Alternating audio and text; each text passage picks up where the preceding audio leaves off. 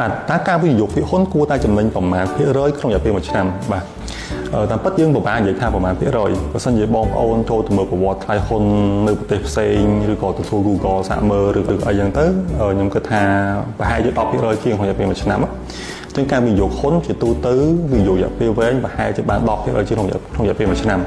ប៉ុន្តែបើសិនជាបងប្អូនចូលទៅមើលប្រវត្តិថ្លៃហ៊ុនរបស់ស្រុកខ្មែរយើងនៅ CSX ហ៊ុនមួយចំនួនវិញ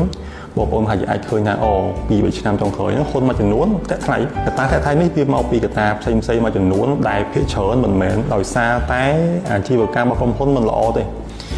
វាដោយសារតែកត្តាផ្សេងមួយចំនួនទៀតដែលធ្វើឲ្យហ៊ុនតែថ្លៃអញ្ចឹងខ្ញុំចង់ទាញចំណាប់អារម្មណ៍បងប្អូនវិញថាឥឡូវហ្នឹងវាជាឱកាសវិនិយោគល្អដែលទិញក្នុងពេលបច្ចុប្បន្នហើយយើងទុករយៈពេលប្រហែលខែទៀតឬក៏1ឆ្នាំ2ឆ្នាំទៀតអញ្ចឹងតម្លៃហ៊ុនវានឹងកើនឡើងខ្ពស់មកវិញបើមិនបងប្អូនមិនទាន់វិនិយោគឬក៏នៅសល់បញ្ចប់សាច់ប្រាក់វិនិយោគគួរតែសម្លឹងមើលហ៊ុនបច្ចុប្បន្នព្រោះថាឱកាសដែលវានឹងឡើងថ្លៃគឺច្រើនបាទដែលធ្វើឲ្យបងប្អូនអាចចំណេញច្រើនក្នុងរយៈពេល2ឆ្នាំទៀតនៅពេលដែលបងប្អូនទិញនៅពេលបច្ចុប្បន្ននេះបាទ